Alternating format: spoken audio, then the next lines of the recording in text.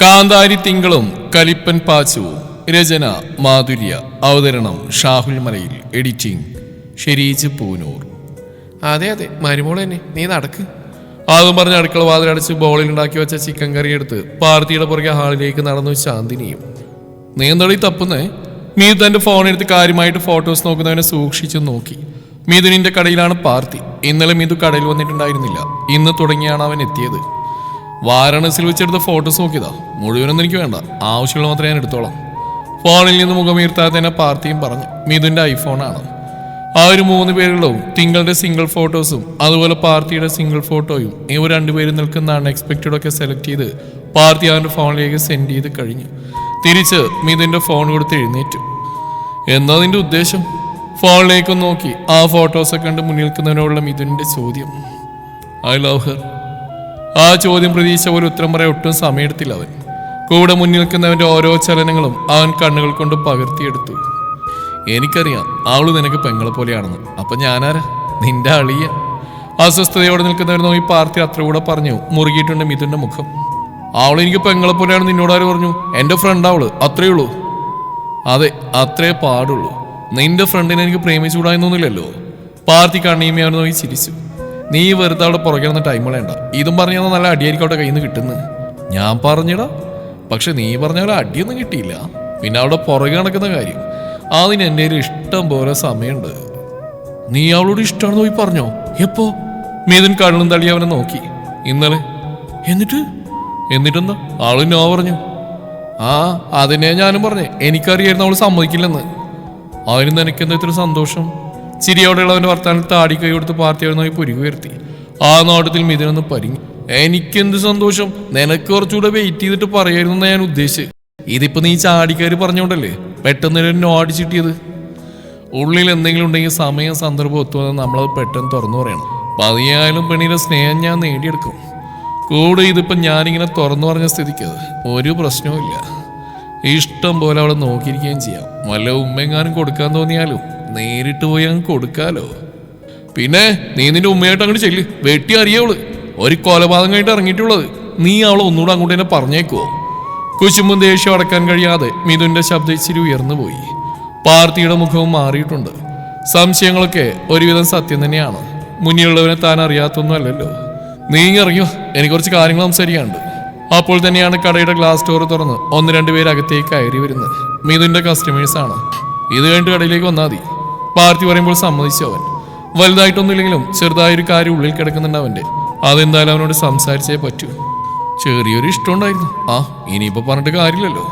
താടിക്കായി കൊടുത്തുള്ള പറച്ചിലിനൊപ്പം മിഥു മുന്നിൽ നിൽക്കുന്ന പാർത്തിയെ നോക്കി. ഒരു കാര്യമില്ല, അവനത് ഉറപ്പിച്ച് പറഞ്ഞു.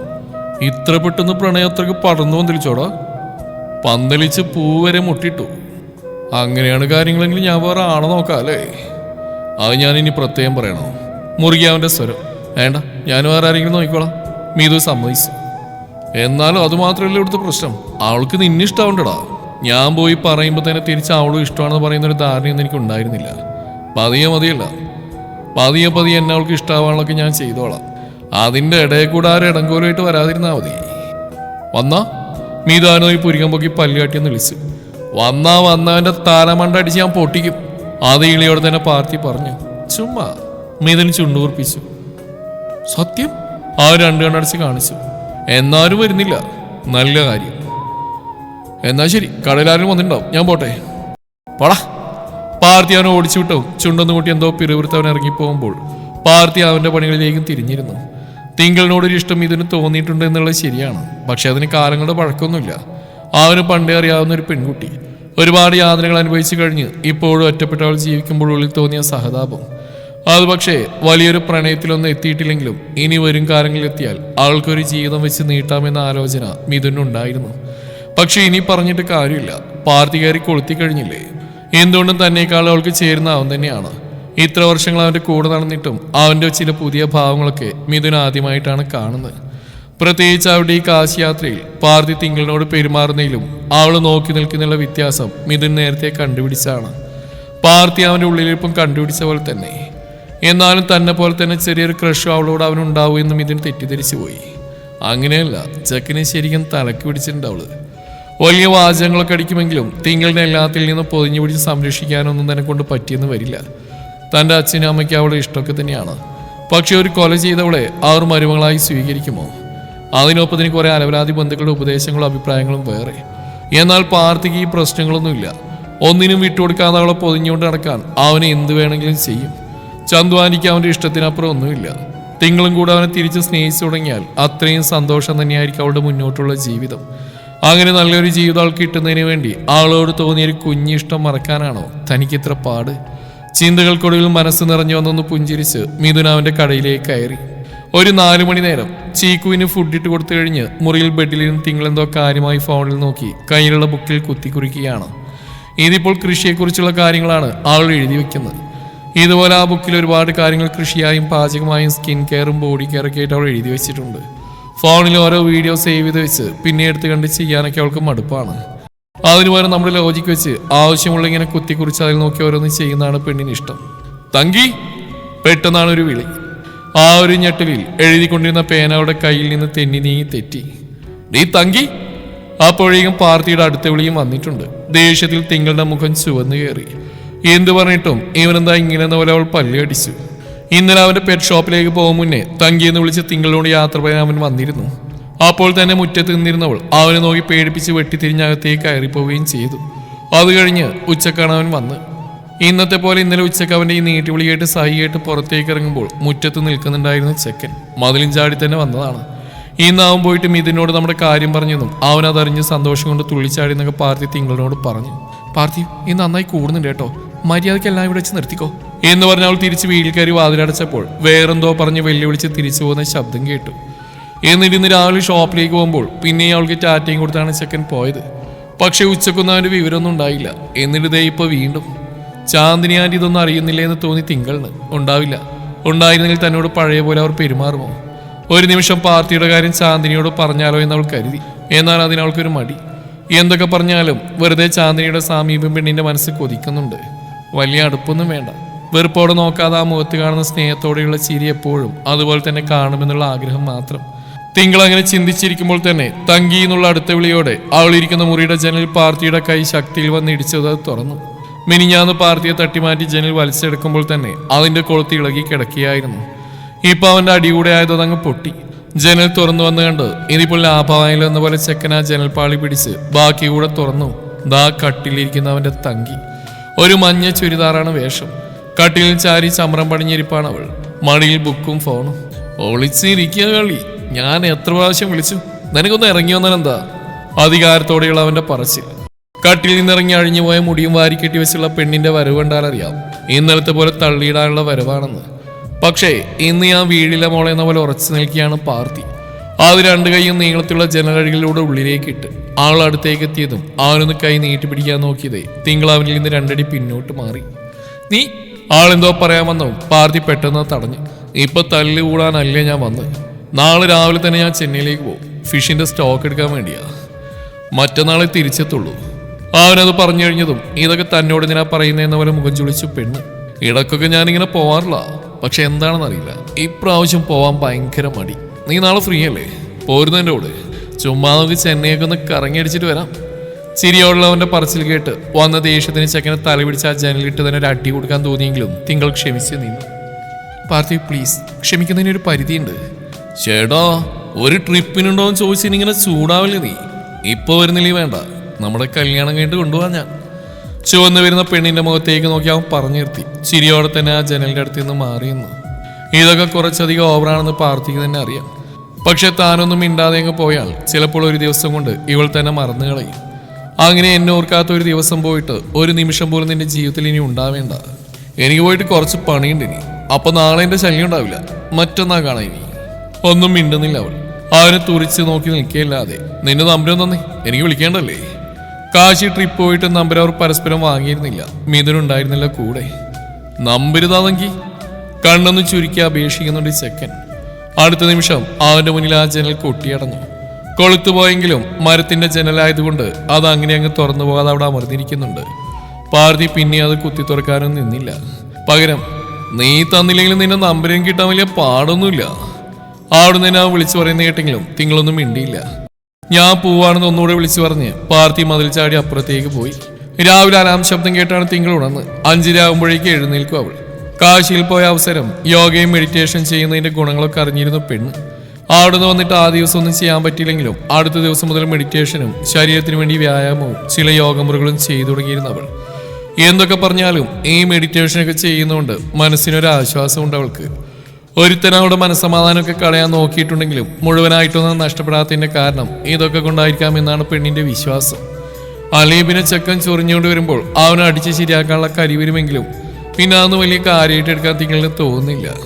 അതിലുപരി അന്നേരം അവനോട് തോന്നുന്ന രോഷം അവനവിടെ കൺവെട്ടുന്ന അകന്നു പോയി കഴിഞ്ഞാൽ അങ്ങ് പോകുന്നു.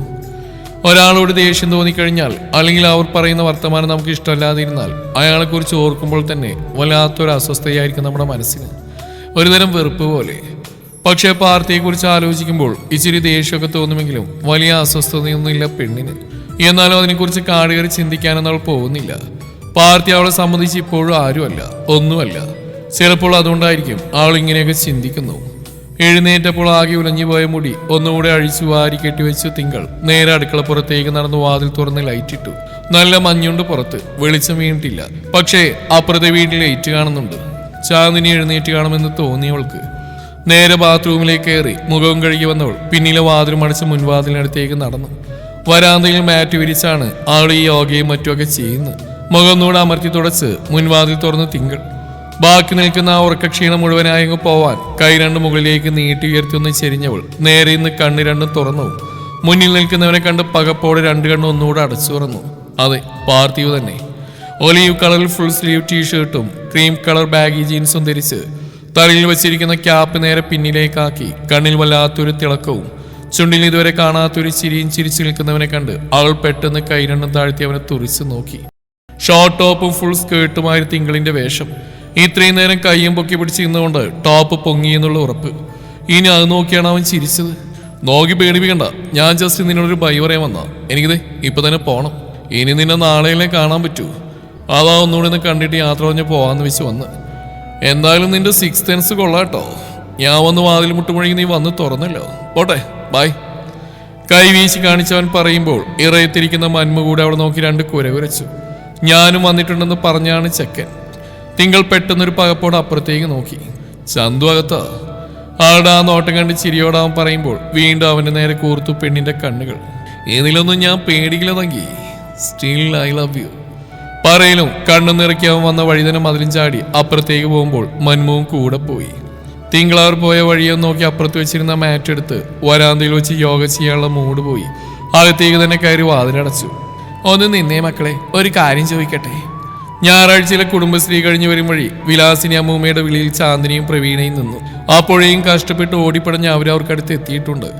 ആ ഓട്ടവും വരവും കണ്ട് ചാന്ദിനിയും പ്രവീണയും പരസ്പരവും നോക്കി. എന്താണ് വിലാസിനി ചേച്ചി ഒരു ഓട്ടവും കിതപ്പൊക്കെ? നിങ്ങളോടൊരു കാര്യം ചോദിക്കാൻ വിട്ടുപോയി, അതാ ഓടി വന്നേ. കിതപ്പം നടക്കി പറഞ്ഞുകൊണ്ട് അവർ ഇരുവരെയും മാറി മാറി നോക്കി. നിങ്ങളുടെ മക്കളാ പെണ്ണ് തിങ്കളെയും കൊണ്ട് ഇത് എങ്ങോട്ടാ പോയേ? അല്ല, 2 ദിവസം മുന്നേ അവർ 3 പേര് രാത്രി കാറിൽ വരുന്ന കണ്ടെന്ന് വിജീഷ് പറഞ്ഞേ. താടികൾ കൈവച്ച് അവരുടെ ചോദ്യം. കുടുംബശ്രീയിൽ വെച്ച് തന്നെ ഇതറിഞ്ഞവരെല്ലാം ഒളിഞ്ഞും തെളിഞ്ഞും സംസാരിക്കുന്നത് പ്രവീണയും ചാന്ദിനിയും കേട്ട് കഴിഞ്ഞതാണ്. ആ വാർത്ത പറഞ്ഞു വരുത്തിയതും നിൽക്കുന്ന മുതൽ തന്നെയാണ്. എന്നിട്ട് ഒന്നും അറിയാത്ത പോലെയുള്ള അവരുടെ ചോദ്യം കേൾക്കുമ്പോഴാണ്. വിജീഷ് വിലാസിനിയുടെ കൊച്ചുമകനാണ്, മൂത്ത മകന്റെ മകൻ. പക്ഷെ അവർ താമസിക്കുന്ന ഇളയ മകന്റെ കൂടെ അവരുടെ വീട്ടിലാണ്. അതുകൊണ്ട് തന്നെ പാർട്ടിയുടെയും കൂട്ടുകാരുടെയും കയ്യിൽ നിന്ന് വിജീഷിന് കിട്ടിയ തല്ലിന്റെ കാര്യമൊന്നും അവരറിഞ്ഞിട്ടില്ല. അവരത് ബൈക്കിൽ നിന്ന് വീണ് പറ്റിയാണെന്ന് പറഞ്ഞപ്പോൾ അവരത് വിശ്വസിച്ചു. അല്ലെങ്കിലും സ്വന്തം വീട്ടിൽ നടക്കുന്ന കാര്യങ്ങളുടെ സത്യാവസ്ഥ അന്വേഷിച്ചു പോകുന്നതിനേക്കാളും അവർക്ക് ഇഷ്ടം മറ്റുള്ളവരുടെ വീട്ടിൽ എന്ത് നടക്കുന്നു എന്നറിയാനാണ്. കാറിൽ വരുന്നല്ലേ കണ്ട്. ഇപ്പോഴത്തെ കാലത്ത് യാത്ര ചെയ്യുന്ന ഒരുപാട് പെൺകുട്ടികളും ആൺകുട്ടികളും ഉണ്ട്. അവരങ്ങനെ ഒരു യാത്രയ്ക്ക് പോയതാ കാശിയിലേക്ക്. അവിടുന്ന് തിരിച്ചു വരും വഴിയാ വിജീഷ് അവരെ കണ്ട്. പിന്നെ റെയിൽവേ സ്റ്റേഷനിൽ നിന്ന് കാറിലാതെ നടന്നു വരാൻ പറ്റില്ലല്ലോ. അത്രയും പറഞ്ഞ് പ്രവീണ ചാന്ദിനിയുടെ കയ്യും പിടിച്ച് പിന്നെ അവിടെ വർത്തമാനം കേൾക്കാൻ നിൽക്കാതെ അങ്ങ് പോകുമ്പോൾ വായും പൊത്തി നിൽക്കുന്നുണ്ട് വിലാസിനി. ഷേടാ, കാലം പോയൊരു പോക്കേ. യാത്രകൾ പോവാണത്രേ. ഇങ്ങനെയൊക്കെ പോയി ഇവരുടെ മക്കളെയും കൊണ്ടുപോകുക അവള്. എന്നാലേ രണ്ടും പഠിക്കൂ, വലിയ സാമർത്ഥ്യക്കാരികൾ. ആർ പോയ വഴിയെ നോക്കി പറഞ്ഞ് വിലാസിനി ചുണ്ടുകൂട്ടി തിരിഞ്ഞടന്നു. ഇന്നാണ് നവംബർ മാസം 2-ാം തീയതി, തിങ്കളിന് ജോലി കയറേണ്ട ദിവസം. രാവിലെ കുറച്ച് നേരത്തെ തന്നെ എഴുന്നേറ്റു അവൾ. കണ്ണും തുറന്നു നോക്കുമ്പോൾ മുന്നിൽ ജനൽ തുറന്ന് കിടക്കുന്നുണ്ട്. അവൾ തുറന്നിട്ടതല്ല. ഇനി കാറ്റെങ്ങാനടിച്ച് തുറന്നാവോ? ജനലിൽ കൊളുത്തില്ലല്ലോ. ജനലിന്റെ അവിടെ നേരെ കാണുന്ന റൂം പാർത്തിയുടേതാണെന്ന് തിങ്കളിന് അറിയാം. ഇന്നലെ തന്നെ അവൻ എത്തിയിട്ടുണ്ട്. പക്ഷെ നന്നായി വൈകിയിരുന്നു. എന്നാലും അവൻ വന്നു കണ്ടിട്ടാണ് തിങ്കൾ കിടന്ന്. ഇനി അവനെങ്ങാനും വന്ന് തുറന്നാണോ ആ ജനല്? ഏയ്, ആയിരിക്കില്ല. അങ്ങനെയൊന്ന് ചിന്തിച്ചവൾ എഴുന്നേറ്റ് പോയെങ്കിലും അവൻ തന്നെ ഇന്നലെ വന്ന പെണ്ണിനെ ഒന്ന് കാണാനായി തുറന്നതായിരുന്നു ആ ജനൽ. കണ്ടു കഴിഞ്ഞാൽ അത് അടയ്ക്കാതെ അവനങ്ങ് പോവുകയും ചെയ്തു. ദിനചര്യകളെല്ലാം ചെയ്തു കഴിഞ്ഞ് അടുക്കള കയറി പണികൾ ഒരുവിധം ഒതുക്കി വെളിച്ചം വരുന്നതിന് ശേഷമാണ് മുറ്റമടിക്കാനായി തിങ്കൾ പുറത്തേക്ക് ഇറങ്ങിയത്. വടക്ക് വശത്ത് നിന്ന് തുടങ്ങി എല്ലാ വശവും അടിച്ചു വൃത്തിയാക്കി കാല് കഴുകുന്നേരം തന്നെയാണ് അപ്പുറത്തുനിന്നൊരു പാട്ട് തുടങ്ങിയത്. പഞ്ചമി തിങ്കൾ പുഞ്ചിരിക്കുന്നു അഞ്ജന കണ്ണാളെ, അക്ഷരപ്പൂവിൽ തേൻകൂടം വാർന്നു സുന്ദരി പെണ്ണാളെ, മഴവില്ലിൻ്റെ വർണ്ണങ്ങൾ അനുരാഗത്തിൻ ചായങ്ങൾ, അഴകേഴും നിന്നിൽ കണ്ണും വച്ചു പൊന്നേ പുന്നാരേ. തിങ്കളുടെ കണ്ണുകളൊന്ന് കുറി. ആളൊന്ന് തിരിഞ്ഞു നോക്കുന്ന നേരം ദേ നിൽക്കുന്ന കയ്യിലൊരു ചായക്കപ്പും പിടിച്ച് നല്ലൊരു ചിരിയോടെ പാർത്തി. ആൾ നോക്കുന്ന കണ്ടത് അവൻ കൈയുയർത്തി കാണിച്ചു. ഞാനിവിടെ തിരിച്ചെത്തിയിട്ടോ, കൂടെ ഒരു വിളിച്ചു പറയലും. തിങ്കൾ അപ്പോൾ തന്നെ വെട്ടിത്തിരിഞ്ഞകത്തേക്ക് കയറി പോയതും ചെക്കൻ്റെ ചുണ്ടുകളൊന്ന് കൂർത്തു. തിരിഞ്ഞകത്തേക്ക് പോയവൻ പാട്ടിന്റെ ശബ്ദം കുറച്ചുകൂടി അങ്ങോട്ട് കൂട്ടി വെച്ചു. അതൊന്നും ശ്രദ്ധിക്കാതെ തിങ്കൾ അവിടെ പണികളും നോക്കി. പാർത്തി ഇന്നലെ എത്തിയപ്പോൾ രാത്രിയായിരുന്നു. അവന്റെ ഷോപ്പിൽ തന്നെ ഒരു മിനി വാനുണ്ട്. പെറ്റ്സിനെയൊക്കെ വീട്ടിൽ കൊണ്ടാക്കാൻ ഉപയോഗിക്കുന്നതാണ്. അതിലാണ് അവൻ ചെന്നൈയിലേക്ക് പോയതും. ഫിഷ് വാങ്ങുമ്പോൾ അതിന് നന്നായി തന്നെ നോക്കിയെടുക്കണം, അല്ലെങ്കിൽ പ്രശ്നമാണ്. അതുകൊണ്ട് ഇങ്ങനെയുള്ള കാര്യങ്ങൾക്ക് പാർത്തി തന്നെയാണ് പോവുക. പണികളൊക്കെ തീർത്ത് കുളി കഴിഞ്ഞു വന്ന തിങ്കൾ ഇന്നലെ തേച്ച് മടക്കി വെച്ച സാരി കയ്യിലെടുത്തു. തന്റെ മുറിയുടെ ജനലിന് കൊളുത്തില്ലാത്തതുകൊണ്ട് അവളോടൊന്ന് മാറാൻ നിന്നില്ല. ബോധമില്ലാത്തവനെ എപ്പോഴാണ് ഇങ്ങോട്ട് ചാടിക്കയറി വരിക എന്ന് പറയാൻ പറ്റില്ല. കൊളുത്തി ശരിയാക്കാൻ ആരെങ്കിലും കിട്ടുമെന്ന് നോക്കണം എന്ന് ചിന്തിച്ചുകൊണ്ടാണ് അവൾ മുറിയുടെ വാതിലടച്ച് ആളിലേക്ക് ചെന്ന് സാരി ഞൊറിഞ്ഞുടുത്തത്. ഒരു ലൈറ്റ് പിങ്ക് കളറുള്ള കോട്ടൺ സാരിയാണ് പെണ്ണുടുത്തത്. കുളി കഴിഞ്ഞുണങ്ങിയ മുടിമടഞ്ഞ് പിന്നിലേക്ക് ഇട്ടു. കാതിലൊരു ചെറിയ ജിമിക്കി കമലും നെറ്റിയിലൊരു കറുത്ത പൊട്ടും കണ്ണിൽ കൺമഷിയും ചുണ്ടിൽ ലിബാം കൂടെ ഇട്ടതും പെണ്ണിന്റെ ഒരുക്കം കഴിഞ്ഞിട്ടുണ്ട്. കണ്ണാടിയിൽ ഒരു പ്രാവശ്യം കൂടി നോക്കി അവളുടെ നോട്ടം ടേബിളിരിക്കുന്ന അച്ചമ്മയുടെ അവിടെയും ഫോട്ടോയിലേക്ക് തറഞ്ഞു നിന്നു. കരിമഷി എഴുതി കറുപ്പിച്ച കണ്ണുകളിൽ ഫോട്ടോ എടുക്കാൻ ചെറിയൊരു നീറ്റൽ. വിങ്ങുന്ന നെഞ്ചിലേക്ക് അവൾ ആ ഫോട്ടോ അമർത്തി ചേർത്ത് പിടിച്ചു. എല്ലാത്തിനോടും ഒരുവിധ അവൾ പൊരുത്തപ്പെട്ട് കഴിഞ്ഞെങ്കിലും അച്ചമ്മയെങ്കിലും ഇപ്പോൾ തന്റെ കൂടെ ഉണ്ടായിരുന്നെങ്കിലെന്ന് ഒരു മാത്രം പെണ്ണ് അത്ര കണ്ട് ആഗ്രഹിച്ചു പോയെന്നുള്ള നീര്. ആ ഫോട്ടോ അവിടേക്ക് തന്നെ വെച്ച് കവിളിലൂടെ ഒഴുകിയിറങ്ങിയ മിഴിനീർ തട്ടിത്തെറിപ്പിച്ചുകൊണ്ട് തിങ്കൾ പുറത്തേക്ക് ഇറങ്ങിപ്പോയിരുന്നു. തുടരും ഈ കഥയുടെ ബാക്കി ഭാഗം നാളെ ഇതേ സമയം.